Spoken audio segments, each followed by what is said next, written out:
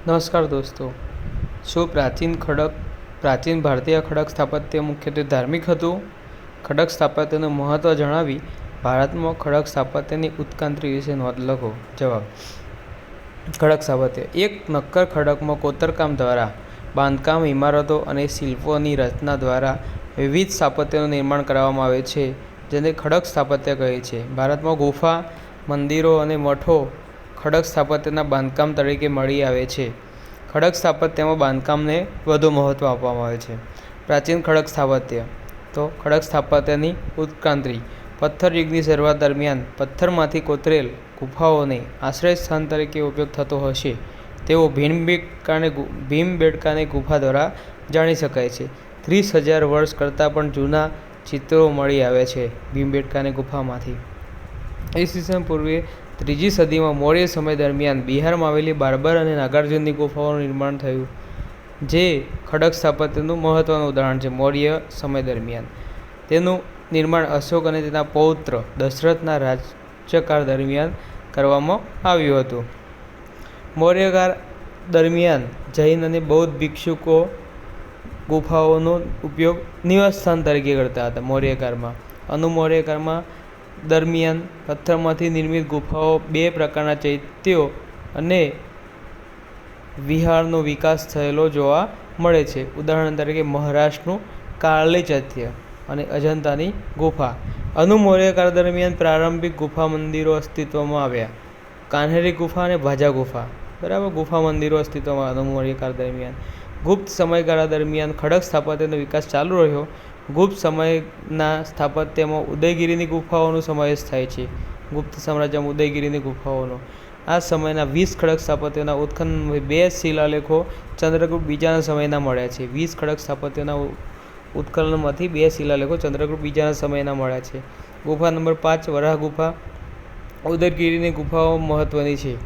ઈસવીસન 5મી સદી અને 11મી સદી દરમિયાન ઇલોરાની ગુફાનું નિર્માણ પામી, જેમાં 34 ગુફાઓનો સમાવેશ થાય છે. પ્રખ્યાત કૈલાસ મંદિર અહીં આવેલું છે. ઇલોરાની ગુફાઓમાં મધ્યપ્રદેશમાં આવેલી બાગ ગુફાઓ નિર્માણ 6ઠી સદી દરમિયાન થયું હતું. 8મી સદીમાં આવેલી એલિફન્ટાની ગુફાઓનું નિર્માણ પામી. 8મી સદીમાં 6ઠ્ઠી અને 9મી સદી વચ્ચે વિકસેલ પલ્લવ રાજવંશોએ ઉત્કૃષ્ટ પથ્થર નિર્મિત મંદિર સ્થાપત્યનું પોતાનું યોગદાન આપ્યું હતું. પ્રચંડ ખડકોમાંથી કોતરેલ એકાશ્મ મંદિરો પલ્લવો દ્વારા વિકસાવવામાં આવ્યા હતા અને છેવટે સંરચનાત્મક મંદિરો તરીકે વિકસિત થયા હતા. દાખલા તરીકે મહાબલીપુરમનું મંદિર. ધાર્મિક તત્વની સમીક્ષા. શરૂઆતમાં આશ્રય સ્થાન તરીકે ઉપયોગ, ત્યારબાદ ચૈત્ય અને વિહારો અને સમય જતાં ખડક સ્થાપત્ય તરીકે વિકસેલી ગુફાઓનો ઉપયોગ ગુફા મંદિરોના રૂપમાં જોવા મળે છે. ઇલોરામાં કૈલાસ મંદિર, ભગવાન શિવનું રથ આકાર મંદિર, દશાવતાર ગુફા મંદિર અને અજંતાની ગુફાઓ ચૈત્ય અને વિહાર તરીકે જોવા મળે છે. દક્ષિણ ભારતમાં મોટાભાગે મંદિરો નિર્માણ પામ્યા હતા. વર્તમાનમાં વધુ પ્રમાણમાં ખડક સ્થાપત્યમાં ધાર્મિક અસર જોવા મળે છે, પરંતુ બધા પ્રાચીન સ્થાપત્ય ધાર્મિક ન હતા. તેનો પ્રારંભિક ઉપયોગ આશ્રય સ્થાન તરીકે થતો હતો, પછી સમય જતાં ધાર્મિક બન્યા હતા. શરૂઆતમાં આશ્રય સ્થાન, પછી સમય જતાં ધાર્મિક. ખડક સ્થાપત્યનું મહત્વ. બુદ્ધના ચૈત્ય વિહાર, ઇલોરાનું કૈલાસ મંદિર, મહાબલીપુરમનું શોર મંદિર, જૈન ધર્મની ખાંડવગીરી, ઉદયગીરીની ગુફાઓ ખડક સ્થાપત્યના ધાર્મિક મહત્વને રજૂ કરે છે. તો વળી ગુફાઓના ચિત્રો, કથાઓનું વર્ણન, કોતરણીવાળા સ્તંભો અને કલા અને સંસ્કૃતિ રજૂ કરે છે. અશોક દ્વારા બાર્બરીની ગુફાઓ, રાષ્ટ્રકૂટ દ્વારા ઇલોરાની ગુફાઓ અને ચાલુક્ય દ્વારા બદામીની ગુફાઓ સમગ્ર દેશના રાજાઓને આશ્રય આપવા ઉપયોગ થતો હતો. આમ પ્રાચીન ભારતીય ખડક સ્થાપત્ય સામાજિક, ધાર્મિક અને સાંસ્કૃતિક મહત્વ ધરાવે છે. ઇલોરાના કૈલાસ મંદિર અને રાષ્ટ્રકૂટના દશાવતાર ગુફા સ્થાપત્ય પર નોંધ લખો. રાષ્ટ્રકૂટ શાસકોએ દખ્ખણના સ્થાપત્યના નિર્માણમાં પોતાનું મહત્વનું યોગદાન આપ્યું હતું. વિદ્વાનોના મત અનુસાર જ્યારે કારીગર પોતાના મન, હૃદય અને હાથ પરિપૂર્ણ રૂપે એક ચિત્ત બની કાર્ય કરતા હોય ત્યારે ઇલોરાના કૈલાસ મંદિરનું નિર્માણ થયું હશે. ભારતના મહારાષ્ટ્ર રાજ્યના ઇલોરાના ગુફાઓ ખાતે હિન્દુ ખડક મંદિરોમાં કૈલાસ મંદિર એ સૌથી મોટું મંદિર છે. કૈલાસનાથ મંદિર. રાષ્ટ્રકૂટોના સૌથી ભવ્ય બાંધકામમાં એકાશ્મ કૈલાસ મંદિર અને દશાવતાર સ્થાપત્ય મહત્વના છે. કૈલાસ મંદિર રાષ્ટ્રકૂટ શાસન દંતેદુર્ગના સમયગાળા દરમિયાન ઈસવીસન 735 થી 757 દરમિયાન આ મંદિરનું નિર્માણ શરૂ થયું હતું.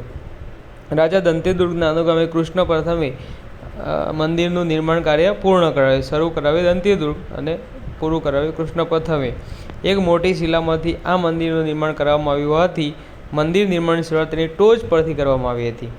કારણ કે ગોપુરો સિવાય મુખ્ય મંદિરમાં સભાગૃહ, દ્વાર મંડપ અને નંદી મંડપ જે શિવલિંગ ધરાવતું ગર્ભગૃહ અને દ્રવિડ શિખરો ધરાવે છે. આ જ ખડકમાંથી અન્ય મંદિરો જેવા કે ગંગા, યમુના, સરસ્વતી, વિષ્ણુ 10 અવતાર મંદિર, ઇન્દ્ર, અગ્નિ, વાયુ, સૂર્ય અને ઉષા સહિત વૈદિક દેવી દેવતાઓને સમર્પિત છે. આ મંદિર મામલ્લપુરમ રથ મંદિરોના શિખર જેવું 3 સ્તરીય શિખર ધરાવે છે. કૈલાસ મંદિરમાં રાક્ષસનો વધ કરતા દુર્ગાનું શિલ્પ, સુંદર શિલ્પ તેમજ અન્ય શિલ્પોમાં કૈલાસ પર્વત ઉઠાવવાનો પ્રયાસ કરતા રાવણ અને રામાયણના દ્રશ્યો વગેરે લાક્ષણિકતાઓ છે. ઇલોરાના શ્રેષ્ઠ ગુફાઓમાંથી એક ગુફા નંબર 15 દશાવતાર ગુફા છે, જે 2 માળના મંદિરમાં મંત્રમુગ્ધ કરનાર શિવ, નટરાજ અને લિંગમાંથી નીકળતા શિવ અને અંજલિ અર્પણ કરતા બ્રહ્મા અને વિષ્ણુ દર્શાવવામાં આવ્યા છે. દશાવતારની ગુફાઓની વિશેષતા. દશાવતારની ગુફાઓ બૌદ્ધ ગુફાઓનું જેવું બાંધકામ ધરાવે છે, પરંતુ પ્રવેશદ્વાર પર નૃત્ય મંડપ એ બિન બૌદ્ધ વિશેષતા છે. નૃત્ય મંડપ બિન બૌદ્ધ વિશેષતા છે. ગુફા નંબર 15માં હિન્દુ મંદિર ખુલ્લું કોર્ટ ધરાવે છે. મધ્યમાં એકવિધ મંડપ અને પાછળના ભાગમાં 2 માળનું મંદિર છે. ઉપરના માળે દિવાલના સ્તંભો વચ્ચે શિલ્પોની શ્રેણી વિષ્ણુના 10 અવતારના વિષયો સહિત વિષયોની વિશાળ શ્રેણી દર્શાવે છે. આ ગુફાની શ્રેષ્ઠતમમાં હિરણ્યકશ્યપના મૃત્યુનું નિરૂપણ કરતી ગુફા છે, જો ભગવાન વિષ્ણુએ નરસિંહ સ્વરૂપ દર્શાવેલ છે.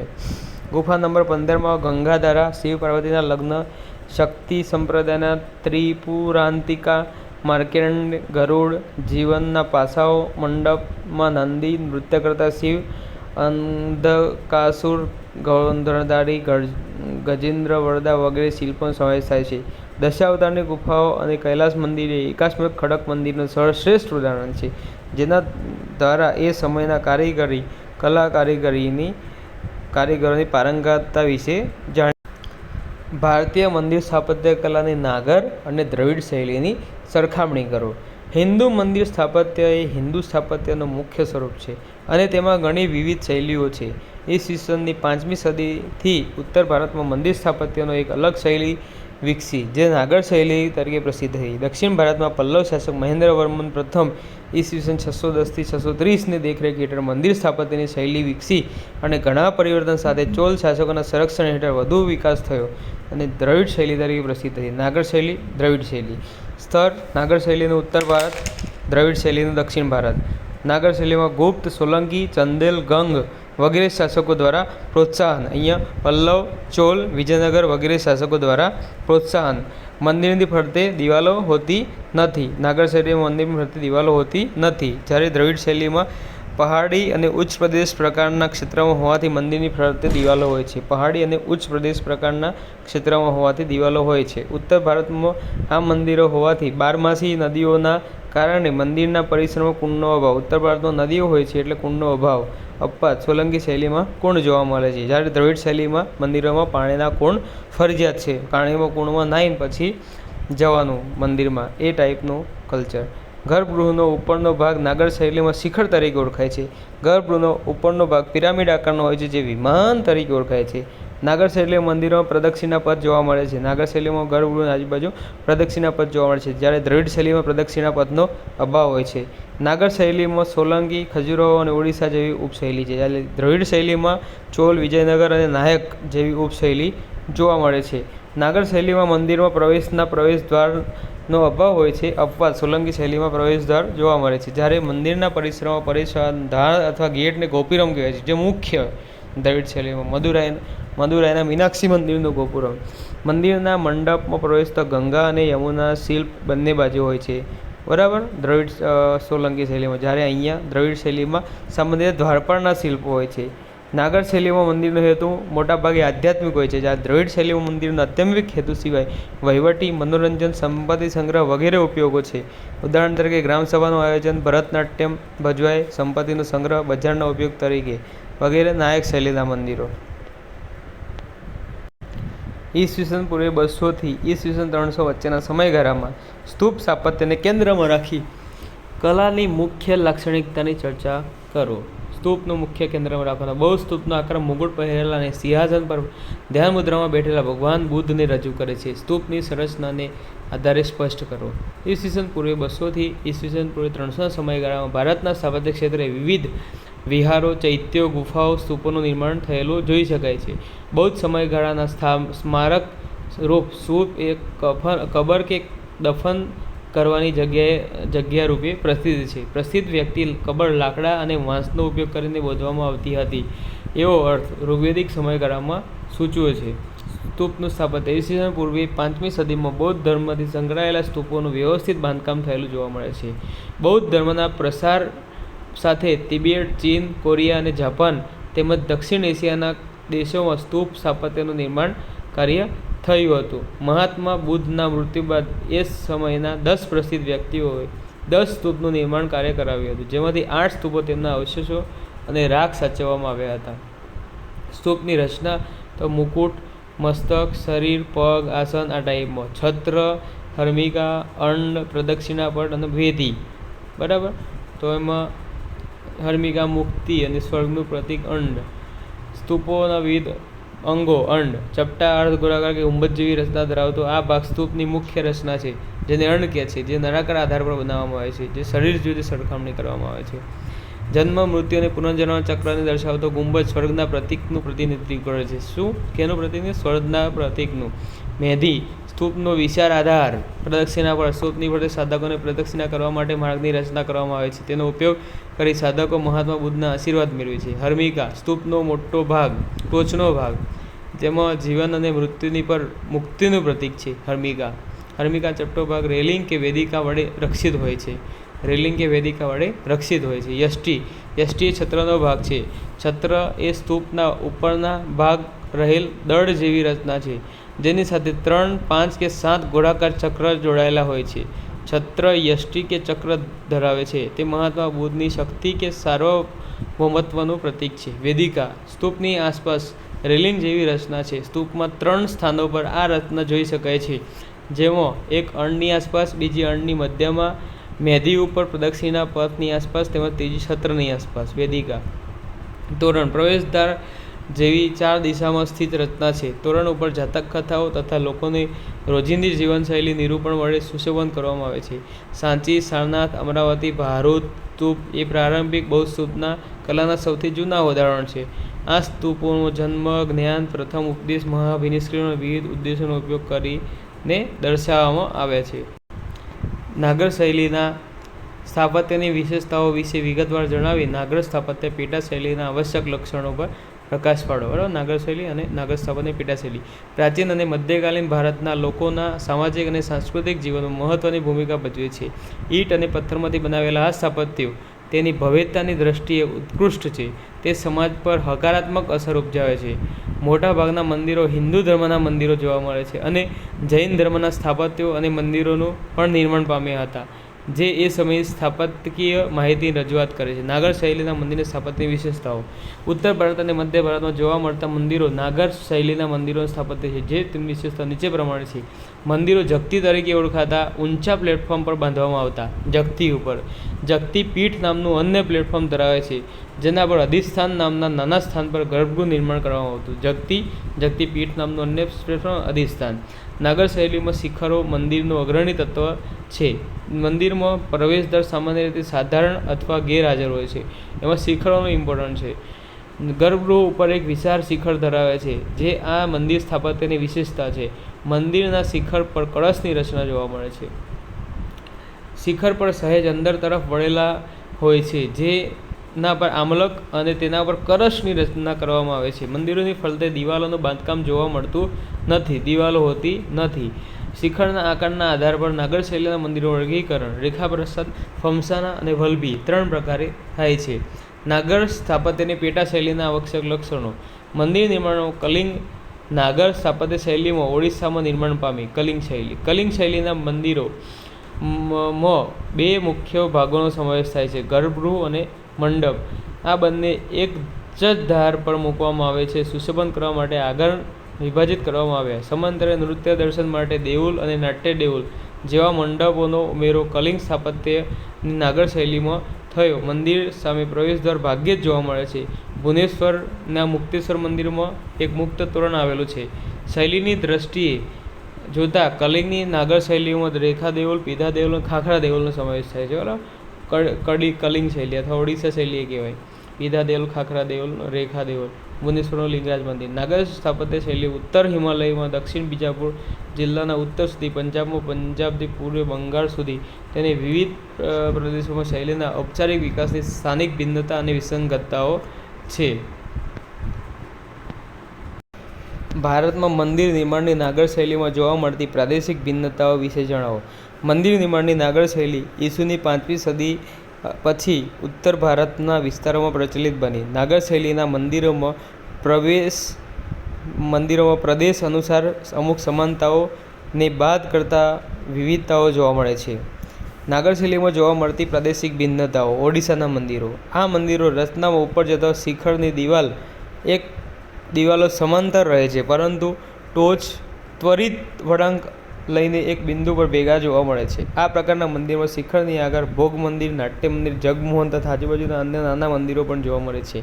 ભોગ મંદિર, નાટ્ય મંદિર, જગમોહન તથા આજુબાજુ અન્ય નાના મંદિરો પણ જોવા મળે છે. આ મંદિરોમાં દિવાલોનો બાહ્ય ભાગ ઉત્કૃષ્ટ કોતરણીથી અલંકૃત જોવા મળે છે, જ્યારે અંદરના ભાગ કોઈ કોતરણી જોવા મળતી નથી. બાહ્ય ભાગ કોતરણી, અંદરની ભાગ કોતરણી જોવા મળતી નથી. મંદિરોમાં લોખંડના પાટાઓનો ઉપયોગ જોવા મળે છે. લોખંડના પાટાઓનો જે પથ્થરને જોડી રાખવામાં મદદરૂપ થાય છે ઓડિશા શૈલીમાં. આ મંદિરોની ફરતે વાડ સમાન દિવાલ પણ જોવા મળે છે. આ પ્રકારના મંદિરોના ઉદાહરણમાં કોણાર્કનું સૂર્ય મંદિર, પુરીનું જગન્નાથ મંદિર અને લિંગરાજ મંદિર વગેરે છે. ઓડિશા મંદિરોમાં ખજુરાહો મંદિર.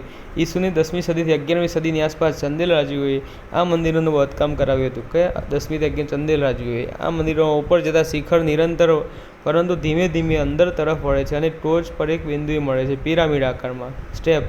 આ મંદિરો ભોગ મંડપ, જગમોહન વગેરે જેવી રચનાઓ સ્થાને ગર્ભગૃહ, અર્ધ મંડપ અને મંડપ આવી રચના જોવા મળે છે. ભોગ મંડપ, જગમોહન અને સ્થાને ગર્ભગૃહ, અર્ધ મંડપ જેવી રચનાઓ જોવા મળે છે. રચનાઓ શિખરની આગળ જોવા મળે છે. ગર્ભગૃહ અને મંડપ વચ્ચે અંતરાલ પણ જોવા મળે છે. આ મંદિરો દિવાલો અંદર બહાર બંને તરફ ઉત્કૃષ્ટ કોતરણી જોવા મળે છે. બંને તરફ કોતરણી. મંદિર ઊંચા ચબૂતરા જેવા પ્લેટફોર્મ પર બાંધવામાં આવે છે. જો પહોંચવા માટે પગથિયા જોવા મળે છે. ઊંચા પ્લેટફોર્મ ઉપર સામાન્ય રીતે મંદિર પૂર્વાભિમુખ કે ઉત્તરાભિમુખ હોય છે. મંદિર નિર્માણમાં પંચાયત શૈલી અનુસાર કરવામાં આવે છે. મંદિર પંચાયત શૈલી. સહાયક મંદિરો પણ રેખા પ્રસાદ શિખરો હતા, જેથી મંદિરોનો સમૂહ પર્વત શ્રેણી જેવા દેખાય છે. આ મંદિરોના ઉદાહરણમાં કંદરિયા મહાદેવનું મંદિર અને લક્ષ્મણ મંદિર. કંદરિયા મહાદેવનું મંદિર અને લક્ષ્મણ મંદિર. બરાબર. ખજુરાહો શૈલીમાં સોલંકી મંદિરો. આ મંદિરો ગુજરાત અને રાજસ્થાનમાં ઈસુની 10મી થી 13મી સદીમાં સોલંકી કાળમાં બંધાયા હતા. મંદિરો ઊંચા ચબૂતરા પર બાંધવામાં આવે છે, જેમાં ગર્ભગૃહ, મંડપ તથા સ્તંભો જોવા મળે છે. તેમના શિખર ખજુરાહોના મંદિરના શિખરને મળતા આવે છે. ગર્ભગૃહ, મંડપ તથા સ્તંભો તેમના શિખરો ખજુરાહો મંદિરના શિખરને મળતા આવે છે. આ મંદિરો જૈન ધર્મ સાથે સંકળાયેલા મંદિરો પણ મોટી સંખ્યામાં મળી આવે છે.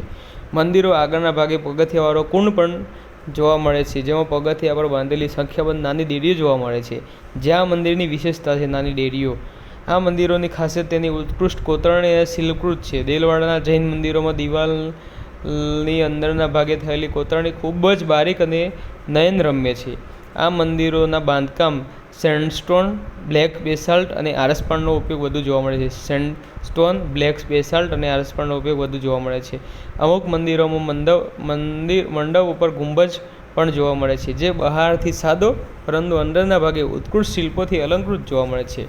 મંદિરની બહાર દરવાજા પર કીર્તિ તોરણ, પ્રવેશદ્વાર પણ જોવા મળે છે, જે કોતરણીથી ભરપૂર હોય છે. મોટાભાગના મંદિરો પૂર્વાભિમુખ હોય છે. દિલવાડાના જૈન મંદિરો, મોઢેરાનું સૂર્ય મંદિર એક્ઝામ્પલ છે.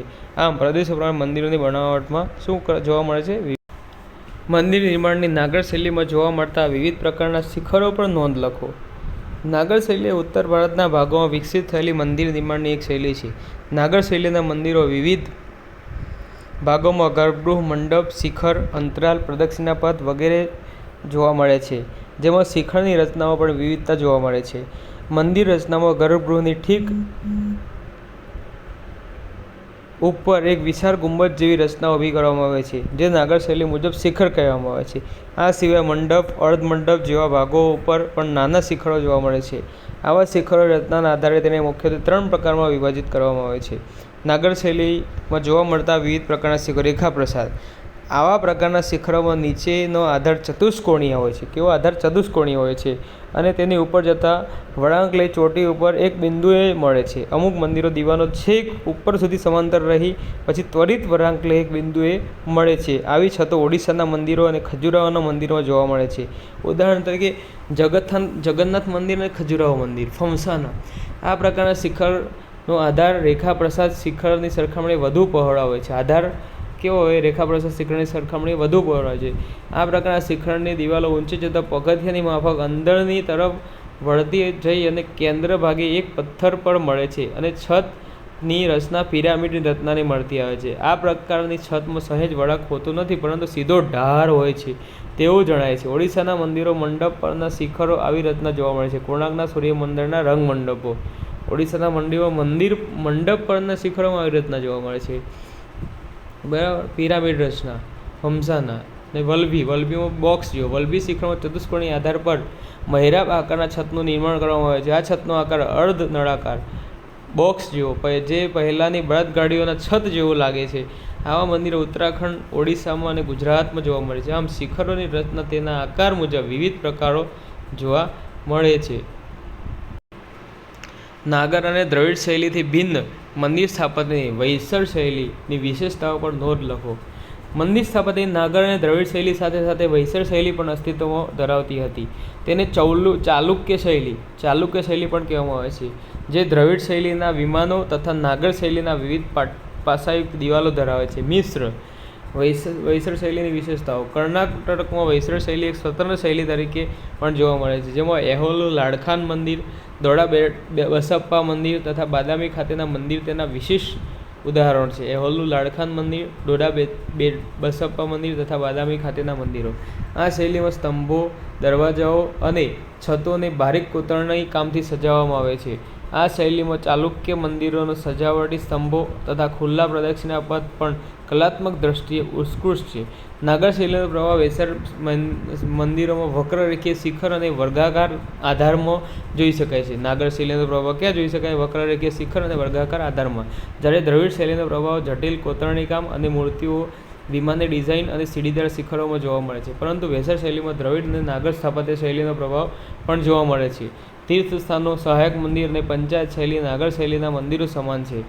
વૈસળ શૈલીના મંદિરો પણ નાગર મંદિરોની જેમ જમીનથી ઊંચે મંચ પર બનાવવામાં આવે છે. તે જ રીતે ચાલુક્ય શાસન શરૂઆતમાં મંદિરો વિમાનની રચનામાં દ્રવિડ પ્રભાવ જોવા મળે છે. આમ ઉપરોક્ત નાગર અને દ્રવિડ શૈલીનો પ્રભાવ હોવા છતાં વૈસળયુક્ત શૈલીના મંદિરોમાં 2 કરતાં વધુ પ્રવેશદ્વાર તથા કોતરણીયુક્ત સ્તંભોની વિશેષતા 2 વસ્તુ અલગ પાડે છે. 2 કરતાં વધુ પ્રવેશદ્વાર અને કોતરણીયુક્ત સ્તંભ તેને નાગર દ્રવિડ શૈલીથી અલગ કરે છે. ચોલ મંદિર સ્થાપત્ય કલાનો સમય એ દ્રવિડ શૈલીના વિકાસનો પરિપૂર્ણ અને સંપૂર્ણ કાળ હતો. વિવેચનાત્મક મૂલ્યાંકન કરો. ચોલ, બરાબર. દ્રવિડ સ્થાપત્ય કલા દક્ષિણ ભારતમાં વિકસિત મંદિર સ્થાપત્ય કલા છે. આ શૈલીનો વિકાસ પલ્લવ કાળમાં શરૂ થયો હતો, જેમાં મંદિરો, મંડપ અને રથ સ્વરૂપે બનવા લાગ્યા હતા. દ્રવિડ શૈલીમાં ગોપુરમ, વિમાન વગેરે જેવા લક્ષણો ચોલ શાસનની દેન છે. ગોપુરમ, વિમાન વગેરે જેવા લક્ષણો કોની દેન છે? ચોલની. દ્રવિડ શૈલીના વિકાસની ચરમસીમા એટલે ચોલકાળ. વિધાનના પક્ષમાં તર્ક. પલ્લવ સમયગાળામાં નિર્માણ પામેલા મોનોલિથિક મંદિરોને બદલે વિશાળ અને ભવ્ય મંદિરોના નિર્માણની શરૂઆત. ઉદાહરણ તરીકે થંજાવુરનું મંદિર અને ગંગૈકોંડ ચોલપુરમનું મંદિર. ચોલકાળમાં મોનોલિથિકને બદલે વિશાળ અને ભવ્ય મંદિરો. પલ્લવ શૈલીમાં ગોપુરમનો અભાવ હતો. પલ્લવ શૈલીમાં શું હતો? ગોપુરમનો અભાવ હતો. ચોલકાળમાં ભવ્યથી ભવ્ય ગોપુરમ નિર્માણની શરૂઆત કરવામાં આવી. ડોમ આકારનું શિખર અને કળશની રચના. દ્રવિડ શૈલીમાં જોવા મળતા દ્વારપાલની શરૂઆત પણ ચોલ શૈલીમાં. મંદિર પરિસરમાં પાણીના કુંડનું નિર્માણ પણ ચોલ શૈલીમાં. પિરામિડ આકારના મોનોલિથિક વિમાનના નિર્માણની શરૂઆત. દ્રવિડ શૈલીમાં મંદિરના બહુવિધ ઉપયોગ થાય છે. ચોલ સમયમાં મંદિર, ભરતનાટ્યમ જેવા નૃત્ય અને વહીવટી કાર્યોમાં મંદિર પરિસરમાં ગ્રામસભાનું આયોજન. દ્રવિડ શૈલીમાં જોવા મળતી મંદિરોની ફરતે દિવાલની શરૂઆત. વિપક્ષમાં તર્ક. ચોલ સમયગાળામાં દ્રવિડ શૈલીના વિકાસ પ્રક્રિયાનો પરિપૂર્ણ સમય ન હતો. ચોલ બાદ મંદિર સ્થાપત્યમાં વિજયનગર અને નાયક શૈલીનો વિકાસ થયો. ચોલ પછી પણ નાયક શૈલીમાં સૌથી ઊંચા ગોપુરમનું નિર્માણ નાયકોએ કરાવ્યા. મદુરાઈના મીનાક્ષી મંદિર નાયકોએ સૌથી ઊંચા ગોપુરમ કરાવ્યા. વિજયનગર શૈલીમાં સંપત્તિ સંગ્રાહક તરીકે મંદિરનો ઉપયોગ થવા લાગ્યો. વિજયનગર શૈલીમાં નાયક શૈલીના મંદિરોમાં પ્રાંગણમાં બજારની શરૂઆત. નાયક શૈલીમાં બજારની શરૂઆત એટલે ચોલ નહોતો, પણ વિજયનગર અને નાયકમાં પણ આગળ શરૂઆત થઈ હતી.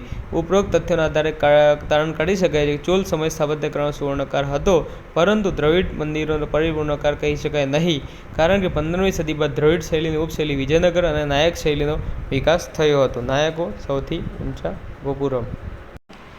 ઓડિશાના સ્થાપત્યનો ઉલ્લેખ કરતા કોણાર્કના સૂર્ય મંદિરને સવિસ્તારમાં વિશેષકૃત કરો. શું કરો? વિશેષકૃત. ઓડિશાના સ્થાપત્યનો ઉલ્લેખ કરતા જવાબ: ઓડિશાના મંદિરો 7મી થી 13મી સદી વચ્ચે શુદ્ધ નાગર શૈલીમાં બનેલ છે. આ દરમિયાન ભુવનેશ્વરમાં લગભગ 100 મંદિરોનું નિર્માણ થયું. ઓડિશાના સ્થાપત્યો. લિંગરાજ મંદિર. લિંગરાજ મંદિર નાગર શૈલીનું સર્વોત્તમ ઉદાહરણ છે. પૂર્વ પશ્ચિમમાં ફેલાયેલ દેઉલ, જગમોહન અને નૃત્ય મંડપ, ભોગ મંડપ વગેરે જોવા મળે છે. ગર્ભગૃહ પર આકર્ષક શિખર અને તેના પર આમલક અને કળશ છે. જગમોહન સભા મંડપની છત પર પિરામિડ આકારની જોવા મળે છે. મંદિરોના મુખ્ય શિખરની સીધી છટાઓ તેની ઊંચાઈને વધુ પ્રભાવશાળી બનાવે છે. વિપુલ પ્રમાણમાં અલંકરણ તથા ઉત્તમ શિલ્પ વિધિના કારણે મંદિરોના નિર્માણનો ઉત્કૃષ્ટ નમૂનો શિવ અને વિષ્ણુના રૂપ હરિહરને સમર્પિત છે. આ મંદિરો કલિંગ સ્થાપત્યની ભવ્યતા પ્રદર્શિત કરે છે. પુરીનું જગન્નાથ મંદિર. પુરીનું જગન્નાથ મંદિર આકારમાં વિશાળ છે, પરંતુ તેનો વાસ્તુ વિન્યાસ લિંગરાજ મંદિર જેટલો જ પ્રભાવશાળી નથી. તેમાં લિંગરાજ મંદિર જેવું સંતુલન અને ગરિમા નથી. લિંગરાજ મંદિરની માફક 4 ભાગમાં વિભાજિત છે. 4 ધામ પૈકી એક તથા કૃષ્ણને સમર્પિત મંદિર દર વર્ષે થતી રથયાત્રાને કારણે પ્રખ્યાત છે. આદિ શંકરાચાર્ય, રામાનુજ વગેરે મંદિર સાથે સંકળાયેલ છે. રામાનુજે ગોવર્ધન મઠની સ્થાપના કરી હતી, જે શંકરાચાર્યના 4 પીઠોમાંની એક પીઠ છે. ચૈતન્ય મહાપ્રભુ પણ ઘણા વર્ષોના નિવાસના કારણે તેમના અનુયાયીઓ માટે આકર્ષણનું કેન્દ્ર બન્યું હતું. કોણાર્કનું સૂર્ય મંદિર. નરસિંહવર્મા પ્રથમ દ્વારા આ બાંધકામ થયું હતું. સદીઓના મંદિર નિર્માણના અનુભવના પરિણામ આ મંદિર છે. પૂર્વી નાગર મંદિર દ્રવિડ નાગર મંદિર શૈલીની પરિપૂર્ણતાનું સુંદર ઉદાહરણ છે. વિભિન્ન અંગ એવી રીતે સમન્વિત છે કે મંદિર અદ્વિતીય બને છે. સૂર્ય પોતાના 7 ઘોડાઓના રથ આકારમાં વિહરે છે તે કથા આ મંદિરના આકારમાં ઢાળવામાં આવી છે. એક ચબૂતરા પર મંદિરનું નિર્માણ કરાયું છે, જેની આજુબાજુ પથ્થર કોતરીને 12 પૈડા બનાવ્યા છે. ચબૂતરા સામેની સીડીઓ સાથે 7 ઘોડાઓ બનાવ્યા છે, જે 7 અશ્વોનું રથનું નિરૂપણ કરે છે. જગમોહન પર બનેલ પિરામિડથી પ્રાચીન ભવ્યતાનો અહેસાસ કરાવે છે. મંદિર બધા અંગો વિધિવત સમન્વિત છે કે એક જ ભવનના અભિન્ન અંગ ગણાય છે. મંદિર ભવનના બધા જ બાહ્ય ભાગ ઉત્કૃષ્ટ કોતરણીયુક્ત આકૃતિથી સજેલ છે. મહત્તમ કોતરાયેલ આકૃતિ સ્ત્રી પુરુષની છે, જે વિદ્વાનો અનુસાર કામસૂત્રમાં વર્ણિત કામ પર વિષયોનું ચિત્રણ કરે છે. અન્ય વિદ્વાનો મુજબ તાંત્રિક પદ્ધતિ સંબંધિત ધાર્મિક ક્રિયાઓ અને મંદિરના બાહ્ય ભાગમાં અંકિત કરાયેલ છે. આમ ઓડિશા સ્થાપત્ય પહેલાં ગર્ભગૃહ, મંડપ, ભોગ મંડપ જેવી ઇમારતો હતી. હાલ માત્ર ભોગ મંડપ જોવા મળે છે. ઉત્તર ભારતીય સ્થાપત્ય શૈલી નાગર શૈલીનો એક ભાગ ગણાતી ઓડિશા શૈલીના લિંગરાજ મંદિર, પુરી જગન્નાથ મંદિર જેમ કોણાર્કનું સૂર્ય મંદિર પણ સર્વોચ્ચ શિરોમણી છે. સિંધુ સભ્યતાના પ્રચલિત શિલ્પો પર નોંધ લખો. સિંધુ સભ્યતાના લોકો ઉદ્યોગ અને શિલ્પમાં પથ્થર, તાંબુ અને કાંસાનો ઉપયોગ કરતા હતા. લોખંડથી અપરિચિત આ પ્રજા સોના ચાંદીની ચીજવસ્તુઓ બનાવતી. અહીં મૂર્તિકલાનો સારો વિકાસ થયો છે. સોના ચાંદી. વાહ.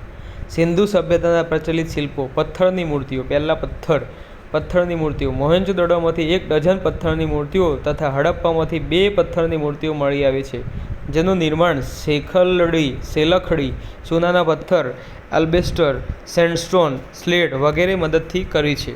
ઉદાહરણ તરીકે શેકલટીમાંથી બનેલ યોગી પુરોહિતની મૂર્તિ, મોહેંજો-દડોમાંથી પ્રાપ્ત પશુ મૂર્તિ, પશુપતિ શિવ પશુ મૂર્તિ.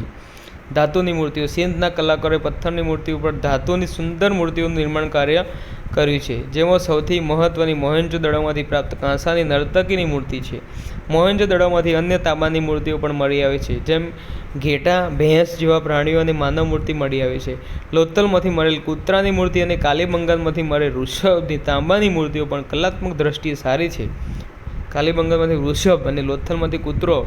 ધાતુની બનેલ મૂર્તિઓમાં પ્રાણીઓના વિશેષતાઓ ઉપવાસમાં કલાકારોને સફળતા મળી છે. ધાતુ મૂર્તિઓનું નિર્માણ લોસ્ટ વેક્સ ટેકનિક પદ્ધતિ દ્વારા કરવામાં આવ્યું છે.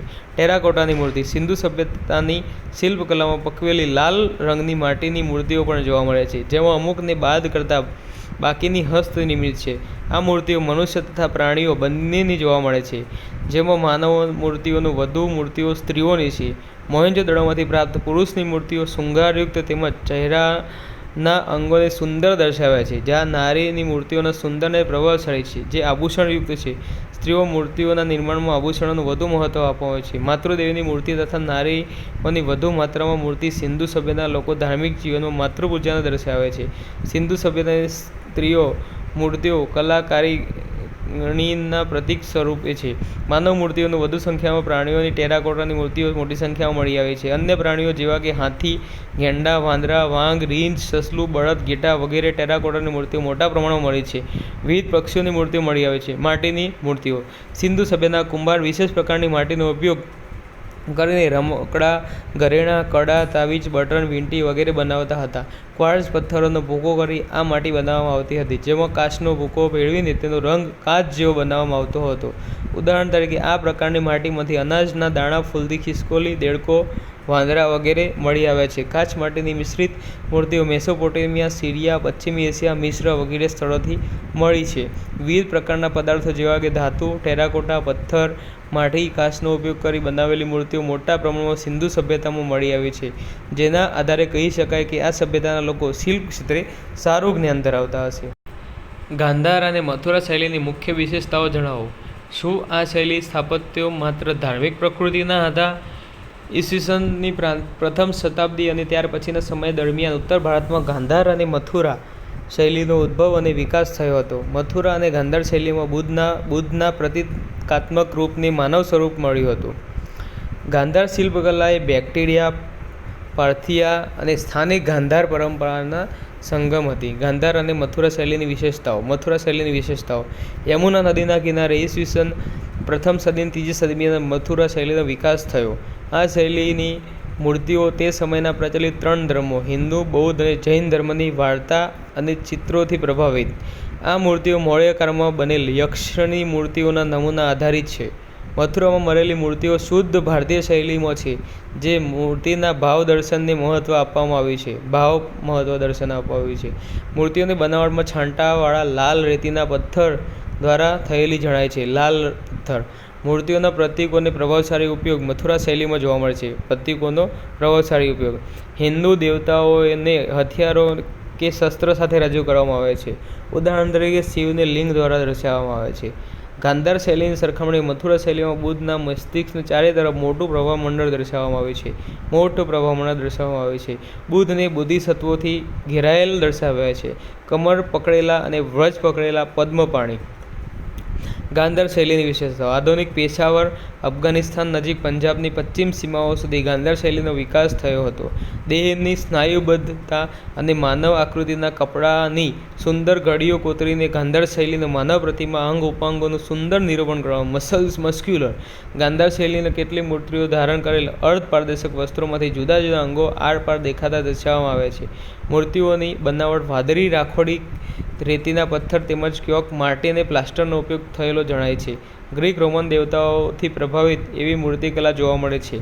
આ સ્થાપત્યોમાં ધાર્મિક પ્રભુત્વ. ગાંધાર મૂર્તિકલાનો વિકાસ કુષાણોના સમયમાં ચરમોત્કર્ષ પર હતો. તેમાં કુબેરની પ્રતિમા, નરભક્ષી રાક્ષસીનું ચિત્ર, વિદેશી દેવતાઓ વગેરે મૂર્તિઓ પણ મળી આવે છે. જો કે મોટા પ્રમાણમાં બુદ્ધ મૂર્તિઓનું નિર્માણ થયેલું જોવા મળે છે. મથુરા મૂર્તિકલામાં જૈન અને બૌદ્ધ ઉપરાંત બ્રાહ્મણ ધર્મ તથા નાગપૂજાનો પણ સમાવેશ થાય છે. મથુરા કલાનું ભારતીય સ્વરૂપ જંગલો અને વસ્ત્રોના નિરૂપણ પ્રગટ થાય છે.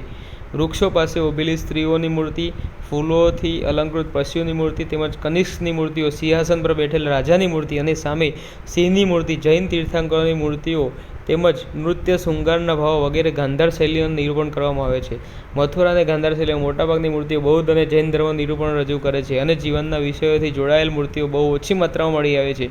ધાર્મિક પ્રભાવ આ શૈલીમાં વધુ જોવા મળે છે, પરંતુ અન્ય મૂર્તિઓની પ્રાપ્તિ પરથી કહી શકાય કે ધાર્મિક અસર ગાંધાર અને મથુરા શૈલી પર થઈ, પરંતુ માત્ર ધાર્મિક સ્થાપત્યનું નિર્માણ થઈ એવું કહી ન શકાય. ગાંધાર મૂર્તિકલા મધ્ય એશિયા તથા યુનાની બેક્ટ્રીયન તત્વો ઉજાગર કરો. ગાંધાર કલા એ બૌદ્ધ કલાની એક શૈલી છે, જેનો વિકાસ ઈસવીસન પૂર્વે પ્રથમ સદીથી ઈસવીસન 7મી સદી વચ્ચે વર્તમાન ઉત્તર-પશ્ચિમ પાકિસ્તાન અને પૂર્વી અફઘાનિસ્તાન ક્ષેત્રમાં થયો હતો તથા આ ક્ષેત્રમાં ઘણા શાસકોના રાજકીય પ્રભાવમાં આવવાના કારણે અહીં કલા મિશ્રિત શૈલીનો વિકાસ થયો હતો. ગાંધાર કલામાં યુનાની બેક્ટ્રીયન તત્વો. ગાંધાર શૈલીએ રોમન ધર્મની માનવ રૂપાકાર પરંપરાઓને અપનાવી અને બુદ્ધને યુવા એપોલો જેવા ચહેરાઓથી અને તેના મુજબના વસ્ત્રોથી સુસજ્જિત કર્યા. આ પહેલાં બુદ્ધને માનવ જેવી આકૃતિમાં ક્યારેય દર્શાવવામાં આવ્યા ન હતા. મૂર્તિઓમાં વાંકડિયા વાળ, ક્યારેક ચહેરા પર મૂછો, કપાળમાં તિલક અને ત્રીજી આંખ, લાંબા કાન, મોટા ભાગે બંને ખભા ઢાંકી શકાય તેવા વસ્ત્રો વગેરે મૂર્તિકલાની વિશેષતા હતી. ચહેરાની શાંતિ, સ્પષ્ટ રૂપરેખા, લીસી સપાટી અને પ્રતીકાત્મક અભિવ્યક્તિનું ચિત્રણ કરતી શારીરિક વિશેષતાઓ આ કલા શૈલીના આકર્ષણનું કેન્દ્રબિંદુ છે. ગાંધાર કલાએ યુનાની તથા હેલેનિસ્ટિક કલાની વિશેષતાઓની સાથે જ કેટલાક પશ્ચિમી એશિયાઈ અને કેન્દ્રીય એશિયાઈ તત્વોમાંથી પણ પ્રેરણા લીધી. બુદ્ધના માથાની પાછળ રહેલ ગોળાકાર આભા મંડપ એ પ્રાચીન ફારસી અને ગ્રીક કલાના સૌર દેવતા સાથે સંબંધિત છે. કેટલીક મૂર્તિઓ બુદ્ધના માથા પરનો શંકુ આકારનો અણીદાર મુગટ એ ઘણા અંશે સિથિયન ટોપી. આભા મંડપ સૌર દેવતા. ગાંધાર કલામાં દર્શાવવામાં આવતા અગ્નિના ચિત્રો લગભગ ઈરાની સ્ત્રોતમાંથી ગ્રહણ કર્યા હોય એવું કહી શકાય. અગ્નિના ચિત્રો ઈરાનના સ્ત્રોતમાંથી ગ્રહણ કર્યા એવું કહી શકાય છે. આમ ગાંધાર કલામાં વિદેશી પ્રભાવથી કલાત્મક વિકાસની સાથે સાથે ભારતીય કલા ઇતિહાસ પહેલીવાર માનવ સ્વરૂપ નૈસર્ગિક ચિત્રણ પણ કરવામાં આવ્યું હતું. ગાંધાર શિલ્પકલાના કારીગરોના હાથ ગ્રીક હતા, પરંતુ તેમનું દિલ ભારતીય હતું. સ્પષ્ટ કરો. ઈસવીસન પૂર્વે પ્રથમ શતાબ્દીની આસપાસ ઉત્તર-પશ્ચિમ ભારતમાં ગાંધાર પ્રદેશની આસપાસના ક્ષેત્રોમાં જે શૈલીનો વિકાસ થયો તેને ગાંધાર શૈલી તરીકે ઓળખવામાં આવે છે. આ પ્રદેશ સરહદી પ્રદેશ હોવાના કારણે અહીં વિદેશી આક્રમણો તથા પડોશી પ્રદેશોની અસરને લીધે તેઓની સંસ્કૃતિમાં અને કલાની વિદેશી અસર જોવા મળે છે. કુષાણ યુગમાં અહીંના શિલ્પોમાં વિદેશી અસર જોવા મળે છે. ગાંધાર શૈલીના શિલ્પો મુખ્યત્વે બૌદ્ધ ધર્મના શિલ્પો અને ખાસ તો બૌદ્ધ અને બોધિસત્વોના શિલ્પો વધુ જોવા મળે છે. વિદેશી સેનાની સાથે તેમના કારીગરો પણ અહીં આવીને વસ્યા હોવાથી અહીંના શિલ્પો ભારતીય હોવાની સાથે તેમાં ગ્રીક અને રોમન અસર જોવા મળે છે. ગાંધાર શૈલી પર ગ્રીક અસર. આ મૂર્તિઓમાં ભારતીય મૂર્તિઓ જેવી આધ્યાત્મિકતા તથા ભાવુકતા નથી હોતી. તેના સ્થાને મૂર્તિઓમાં શારીરિક સૌંદર્ય પર વધુ ભાર આપવામાં આવે છે, જે ગ્રીક અસર દર્શાવે છે.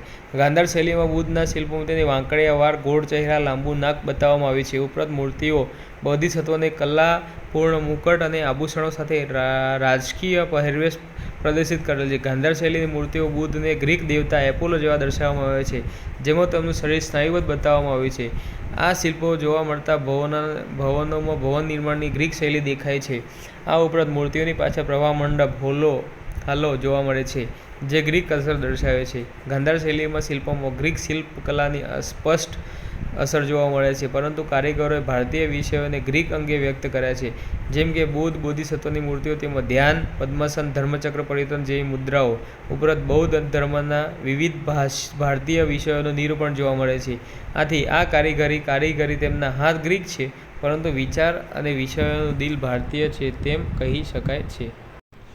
સદીઓના પ્રયત્નો દ્વારા કલાની નવી તકનીકો, પ્રકારો તથા આદર્શો ચોકસાઈપૂર્વક ઘડીને ગુપ્તકાળ દરમિયાન ભારતના શિલ્પકલાના શાસ્ત્રીય તબક્કામાં પ્રવેશ્યું હતું. સમજાવો. મૌર્ય અને અનુમૌર્ય કાળ દરમિયાન ભારતમાં કલા અને સ્થાપત્યનો વિકાસ થયો હતો. ત્યારબાદ ગુપ્તકાળ દરમિયાન કલા અને સ્થાપત્યનો વિકાસ ચરમોત્કર્ષ પર પહોંચતા ભારત શિલ્પના શાસ્ત્રીય તબક્કામાં પ્રવેશ્યું હતું. અશોકના શિલાલેખ, સ્થાપત્યો, સિક્કાઓ, ઇમારતોના બાંધકામો પરથી મૌર્ય સમયમાં વિકસેલી કલાનો પરિચય મળી રહે છે. મૌર્ય સમયમાં લગભગ 84,000 સ્તંભો, રેતીના પથ્થરનું બાંધકામ, સારનાથનો સિંહ સ્તંભ, દીદારગંજની યાક્ષણીની મૂર્તિ, પથ્થરમાંથી બનાવેલ ગુફાઓ, લોમેશ ઋષિની ગુફા અને સુદામા ગુફા વગેરે જેવા સ્થાપત્યકીય નમૂનાઓ આજે પણ ભારતની સમૃદ્ધિ સમાન છે. શકો, કુષાણો અને સાતવાહનોના સમય દરમિયાન ભારત વેપાર અને શિલ્પના વિકાસમાં ચરમોત્કર્ષ પર પહોંચ્યું હતું. ગુપ્તકાળના ઉદય પહેલાં ભારતમાં કલાઓ ખૂબ મોટા પ્રમાણમાં વિકસી અને વિસ્તરી હતી.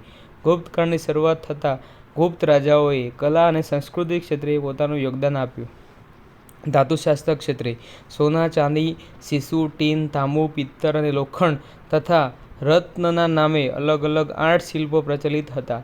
ખાણ ઉદ્યોગ અને ધાતુઓના કૌશલ્યમાં મોટા પ્રમાણમાં પ્રગતિ અને વિશેષતા જોવા મળે છે.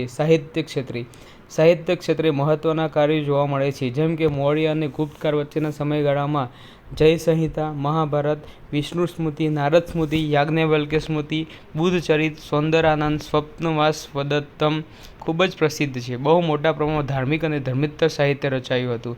રામાયણ, મહાભારત, પુરાણો વગેરે હિન્દુ ધર્મના મહત્વપૂર્ણ ગ્રંથો ગુપ્તકાળમાં જ પૂર્ણ થયા, તેમજ વામન પુરાણ, નૃસિંહ પુરાણ વગેરે રચાયા. સંસ્કૃત ભાષામાં મહત્વપૂર્ણ સાહિત્ય રચનાઓ મેઘદૂતમ, રઘુવંશમ, કુમાર સંભવમ, ઋતુસંહાર જેવી રચનાઓ થઈ. કાલિદાસ ચંદ્રગુપ્ત દ્વિતીયના દરબારની શોભા હતા. સ્થાપત્ય ક્ષેત્રે ગુપ્તકાલીન કલા મહત્વના સ્થળો અજંતા, ઇલોરા, મથુરા, સારનાથ વિશ્વવિખ્યાત છે. મહાત્મા બુદ્ધ અને જાતક કથાઓનું વર્ણન કરતા ચિત્રો અજંતાની ગુફાઓને શ્રેષ્ઠ બનાવે છે. મંદિર નિર્માણની મહત્વપૂર્ણ શરૂઆત ગુપ્તકાળમાં થઈ, જેમાં ઉત્તર ભારતમાંથી પ્રાપ્ત નાગર શૈલીના મંદિરો, સમુદ્રના ગુપ્તના વીણા વગાડતા ચિત્રો અને સોનાના સિક્કા, બુદ્ધની ઊંચી પ્રતિમા, શાક્યમુનિની ઊભી પ્રતિમા વગેરે ગુપ્તોના સમયમાં વિકસેલી સ્થાપત્ય અને મૂર્તિકલાના દર્શન કરાવે છે. વિજ્ઞાન અને ટેકનોલોજી ગુપ્તકાળ દરમિયાન વિજ્ઞાન અને ટેકનોલોજીનો વિકાસ થયેલો જોવા મળે છે, જેમાં આર્યભટ્ટનું સૂર્ય સિદ્ધાંત અને આર્યભટ્ટીય શૂન્યની શોધ તેમજ ગણિતશાસ્ત્રી બ્રહ્મગુપ્ત, શસ્ત્રક્રિયાના પિતા સુશ્રુત, આયુર્વેદના ધન્વંતરી આ સમયમાં પ્રચલિત થયા હતા. વિવિધ શોધો અને તકનીકી વિકાસ થતાં મૌર્યકાળ અને મૌર્યોત્તર કાળ દરમિયાન વિવિધ ક્ષેત્રે કલાના વિકાસની શરૂઆત થઈ હતી. વિવિધ વિદ્વાનો અને કલાકારોના આશ્રયદાતા એવા ગુપ્ત કાળના રાજાઓએ પોતાની સમૃદ્ધિ, રોકાણ, કલા અને સંસ્કૃતિના વિકાસ કર્યો. આમ સાહિત્ય અને સંસ્કૃતિના સમન્વય દ્વારા ગુપ્તકાળમાં સાહિત્ય સંસ્કૃતિ ભારતમાં વિકસી હતી.